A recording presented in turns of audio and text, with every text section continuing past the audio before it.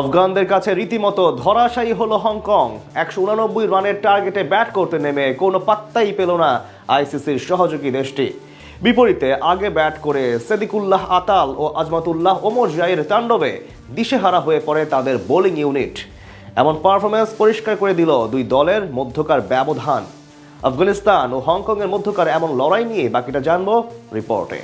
১৭তম এশিয়া কাপের উদ্বোধনী ম্যাচে আজ মুখোমুখি হয় বাংলাদেশ দলের দুই গ্রুপ সঙ্গী হংকং এবং আফগানিস্তান। আবুধাবির জায়েদ স্টেডিয়ামে এদিন টস জিতে প্রথমে ব্যাট করতে নামে আফগান দুই ওপেনার রহমানুল্লাহ গুরবাজ এবং সেদিকুল্লাহ আতাল। শুরু থেকেই খর্বশক্তির হংকংয়ের বোলারদের উপর চড়াও হওয়ার চেষ্টা করেন এই দুইজন। তবে উদ্বোধনী জুটি বেশি বড় করতে পারেননি তারা। এক ছক্কার সাহায্যে ৫ বলে ৮ রান করে বিদায় নেন গুরবাজ। উইকেটে বেশিক্ষণ টিকতে পারেননি আরেক অভিজ্ঞ ব্যাটার ইব্রাহিম জাদরান। মাত্র ৪ বল মোকাবিলা করে আতিক ইকবালের back of length delivery Zishan আলীর হাতে ক্যাচ দিয়ে সাজঘরে ফিরেন তিনি।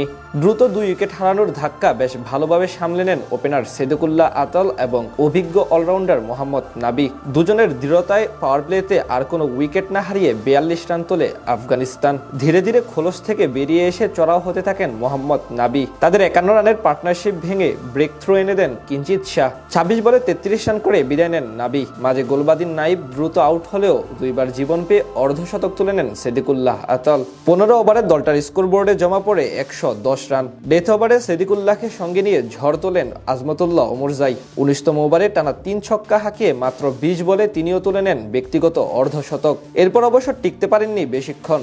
তার কাছ থেকে আসে ২১ বলে ৫১ রানের ইনিংস। শেষ পর্যন্ত ওপেনার সেদিকুল্লাহ আতালের অপরাজিত ৫২ বলে ৭৩ রানের উপর ভর করে ১৮৮ রানের পুঁজি পায় আফগানিস্তান। বল হাতে হংকংয়ের হয়ে ২টি করে উইকেট নেন আয়ুষ শুক্লা এবং কিঞ্চিত শাহ।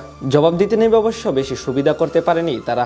আফগানিস্তানের অভিজ্ঞ বোলিং ইউনিটের সামনে শুরু থেকেই ধুঁকছিল হংকং। ফজল হক ফারুকির করা ইনিংসের দ্বিতীয় বলেই উইকেটের পেছনে ক্যাচ দিয়ে বিদায় নেন আংশুমান রথ। পরের ওভারে একই ভুল করেন আরেক ওপেনার জিসান আলী। ওমর জায়ের লেগ স্ট্যাম্পের উপরের বল মোহাম্মদ নাবির হাতে ক্যাচ দিয়ে মাত্র ৫ রান করে বিদায় নেন তিনি।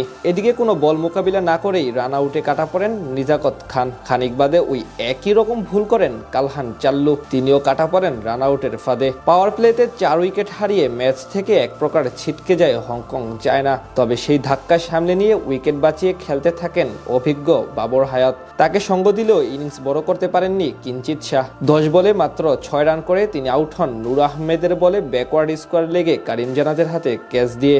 এভাবে ধারাবাহিকতা বজায় রেখে একের পর এক উইকেট হারাতে থাকে হংকং, যেটা কাজে লাগিয়ে সহজ জয় তুলে নিয়ে এশিয়া কাপ মিশন শুরু করলো আফগানিস্তান ক্রিকেট দল। বিপরীতে পরাজয় দিয়ে টুর্নামেন্টের বাকি পথ আরও কঠিন করে তুলল হংকং চায়না, যাদের পরবর্তী ম্যাচ বাংলাদেশের বিপক্ষে।